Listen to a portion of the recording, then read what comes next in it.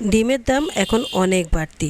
আগে যখন মুরগি পালতাম তখন ডিমের দাম একদমই সস্তা ছিল, আর এখন যখন মুরগি পালা ছেড়ে দিয়েছি এখন ডিমের দাম অনেক বেড়ে গেছে। এটা কি বলে ভাগ্য। তো যাই হোক, বেড়ে গেছে তাতে কি হয়েছে, আমাদেরও পদ্ধতি কম জানা নেই। আমরাও কত রকমের ডিম রান্না করতে পারি সেটাই প্রমাণ করে ছাড়বো। সত্যি বলতে যখন সিদ্ধ ডিম রান্না করি তখন কিন্তু অনেকগুলো ডিম লাগে। তা আজকে আমি সিদ্ধ ডিম রান্না করব না, একটু অন্যরকম করে রান্না করব, এতে করে ডিমও কম লাগবে আর সবাই খেয়ে শান্তিও পাবে। আসসালামু আলাইকুম, কেমন আছেন সবাই? আশা করি ভালো আছেন। আলহামদুলিল্লাহ আমিও ভালো আছি। তা এখন ডিমগুলোকে ভেজে নিচ্ছি, আর এভাবে ডিমগুলোকে ভেজে একটু ছড়িয়ে ছড়িয়ে দিয়ে তারপর ভাজা হয়ে গেলে তারপর একটু আমি কাঁটা দিয়ে কেটে নিয়েছি, দুভাগ করে নিয়েছি। আর এখন ডিমগুলো একটা একটা করে ভেজে সুন্দর করে একটা প্লেটে রেখে দিচ্ছি। সত্যি বলতে এখানে আমি 4টা ডিম নিয়েছি, আর আমরা ঘরের সদস্য সংখ্যা মানে ধরেন 8 জন, মানে দুই বেলাতে আটটা ডিমের প্রয়োজন আছে। এখন 8টা ডিমের জায়গায় আমি 4টা ডিম নিয়েছি। এই 4টা ডিম দিয়ে আমি কীভাবে দুই বেলা সামলাবো সেটা এখন আপনাদের সাথে শেয়ার করব। তো এখন এই ডিমগুলোকে যখন ভাগ ভাগ করে নিচ্ছি তখনও কিন্তু ডিমগুলো দেখতে ঠিক একদমই একটা ডিমের মতোই লাগছে, মানে অর্ধেকটাকেও মনে হচ্ছে যে এখানে একটাই ডিম, এরকম মনে হচ্ছে, তাই না? তো যাই হোক, আজকে আমি এভাবেই রান্না করব, আর আমি রান্না করে দেখিয়ে দেব যে একটা ডিম দিয়েও দুই বেলা ভাত খাওয়া যায়। তো এখন আমি এখানে পেঁয়াজ, কাঁচামরিচ সব কিছু কেটে নিয়েছি, আর দিয়ে দিলাম বেশ খানিকটা পেঁয়াজ, তারপর দিয়ে দিলাম একটু রসুন বাটা, আর তারপর দিয়ে দিলাম কাঁচামরিচ।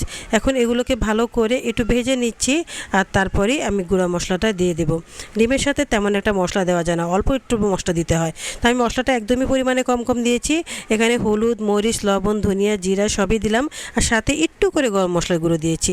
আর এখন দিয়ে দিচ্ছি কুচি করে রাখা আলুগুলো। আমি যখন আস্ত ডিম রান্না করি তখন একজনের পাতে একটা ডিম না দিলে আমার চোখে দেখতে ভালো লাগে না। তা আমি তখন সবসময় একটা ডিমই সবাইকে দিই, এতে করে দুই বেলাতে আমার 8টা ডিম চলে যায়। আর ডিমের দাম যেহেতু এখন অনেক বেশি, তাই এতগুলো ডিম একসাথে খরচ করা চলবে না। তাই ভাবছি যে এভাবে রান্না করে দেখি তো তাহলে আমার কয়টা ডিম খরচ হয়। সত্যি বলতে আমি এখানে 4টা ডিম দিয়েই দুই বেলা কাটিয়ে দিয়েছি।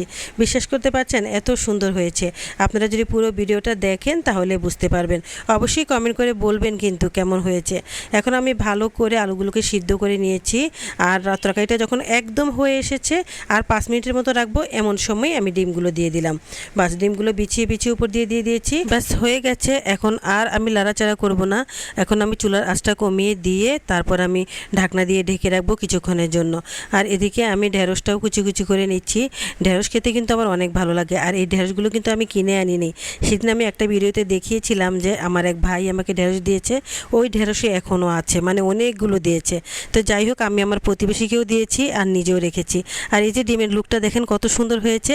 এমন করে রান্না করে একবার খেয়ে দেখবেন, দেখবেন এত মজা হয় কি বলবো। আসলে সাধারণ অন্যান্য ডিম রান্নার চাইতে আমার কাছে এই রান্নাটাই বেস্ট মনে হয়।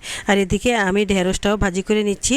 এখানে সামান্য একটু হলুদ আর একটু লবণ দিয়েছি শুধু, আর পেঁয়াজ, কাঁচামরিচ, এতটুকুই, আর কিছুই দেইনি। তো যাই হোক, আজকের ভিডিওটা এ পর্যন্তই। দেখা হবে আবার নেক্সট ব্লগে। ভালো থাকবেন সবাই, আল্লাহ হাফেজ।